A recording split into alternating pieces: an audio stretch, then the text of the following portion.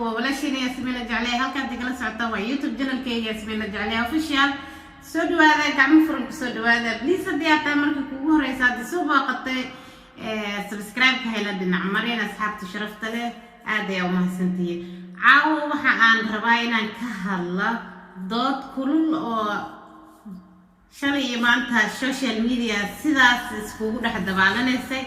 dooddaasi waxa ay ku socotaa ama waxa ay ka hadlaysay sodohda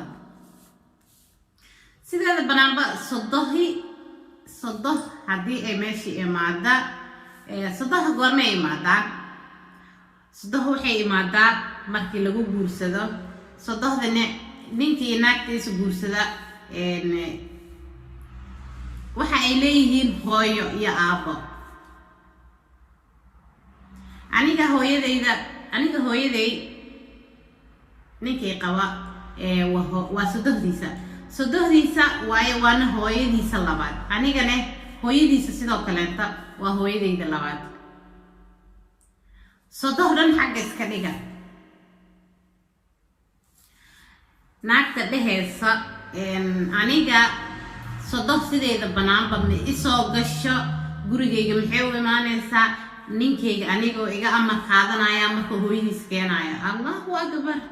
subhanallah halkii ka dhacday waxaas ninka shalay asigoo labisan asigoo nin weyn ayaad aragtay maanta asigoo warabta hoosta gashanaysa laakiin hooyadiis waa diidaysaa miya no waxaas macquul maahan sodoh sideeda waa hooyana marnaba xumaan looma quuro because adi hooyada sida u jeceshahay asigana hooyadiisa uu jecel yahay hooyada sida u jeceshahay ina hooyadiisa u jeclaatid ayaa laga rabaa labadooda ay isku meel ay ku joogaan because hooyo waa hooyo because hooyada adiga sida ugu damqanaysid asigana uu ugu damqanaya waa hooyadiisa waa ilmahaaga ayayadooda hooyadoodi waaye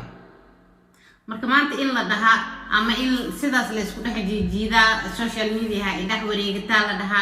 sodoh gurigeyga ma imaan karto sodohda gurigeeda ha iska joogto dood laga sameeyay maba ahanbo because ani waxaan qabaa sodohdii xun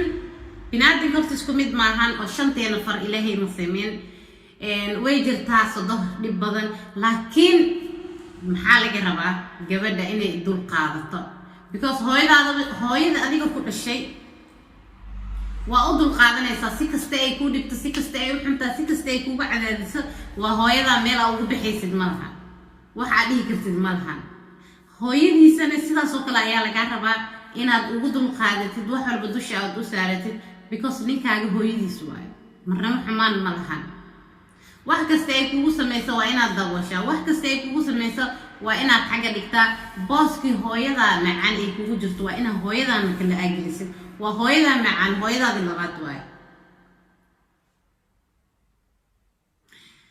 hadda ka hor sheeka gabdha markii been la wada joogo waa ogtihiin waa gabdhaha markaysa guursanin sheeka guurguur iyo waxaas markii la isku keena gabar ayaa hadda xasuustaa marina magaceeda halkan ka sheega waxa ay dhihi jirtay habaarnaadee alloo habarlaabe ii sahal maxaa ka wadaa waxaas aan dhihi jiray waxay tiri iska habaarnaado waa door habaar ha qaba camal yani ha habaarnaado ilaahu habarlaabe ii sahal عشان hooyadiisa ayba dhimataaba nin hooyadiisa nooshahay maba rabi camal waxaan dhihi jiray ilaahay ka baq walaalay macaani astaghfirullah dheh hooyo fiican inay kugu soo aada laga yaabaa in dadka qaar oo sheekada ku aragta ama lacala inay soo martayna waa laga yaabaa sodoh xun markaas gabar hore u soo guursatay ay ahayd sodoh xun inay soo martay markaas waa laga yaabaa sidaas darteed ay u dhehaysa habaarnaadee alloo habarlaabe isahal laakiin sodohdii xun shalay soo martay inay maanta sodoh ka wanaagsan ka naxariis badan ka ku jecel inaad heshid ayaa laga yaabaa soo marka waxaan dhihi jiray abaayisaas ha dhihiin beri inaad sodoh wanaagsan heshid ayaa laga yaabaa soo marka binaadinka isku mid maahan sodohuni way jirtaa laakiin boqolkiiba 90 sodohda way ay fiican tahay because maanta adi hadii aad dhahdo iskaba soo qaadbo hooyo ayaad leedahay gabaray walaal kula dhashtay ayaad leedahay oo sodo walaalka adiga kula dhashtay bari naagay guursanaya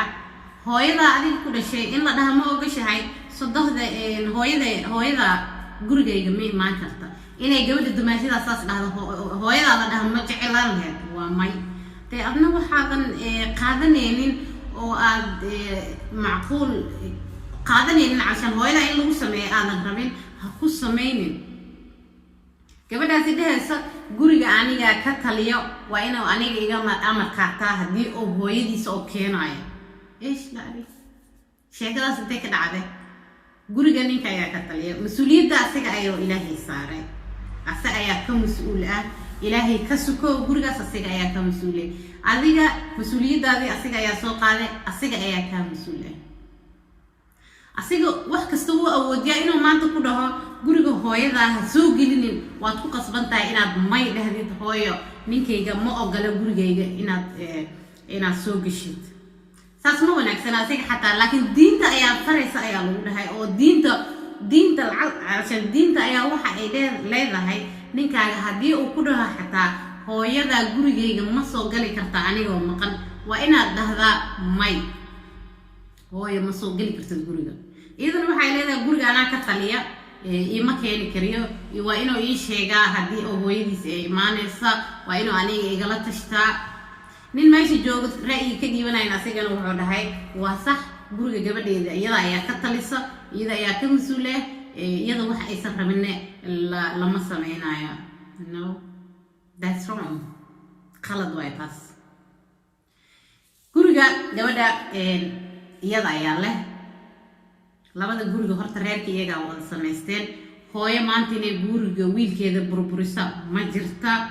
ilaa ay meesha dhibaato ay imaada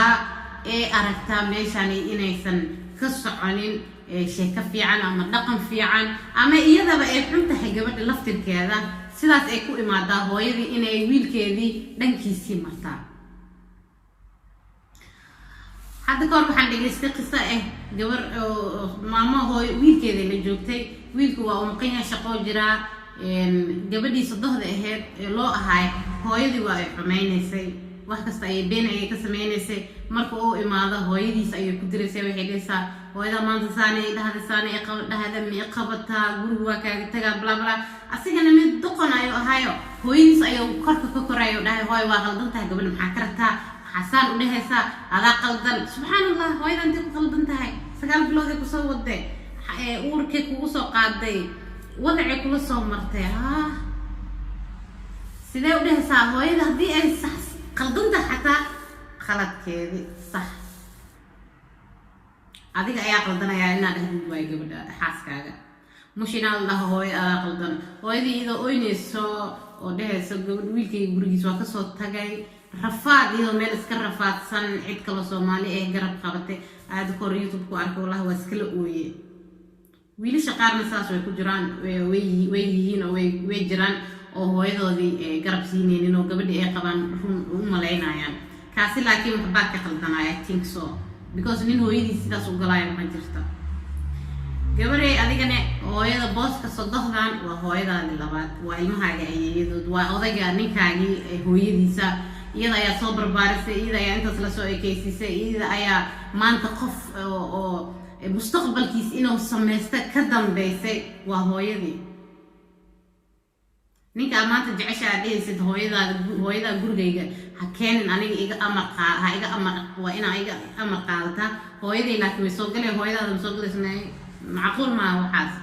waxaas la iska dhaaf Soomaaliyeed dhaqankeena ma ahan diinta islaamkana sidaas ma sheegayso maanta ina hooyo la xumeeya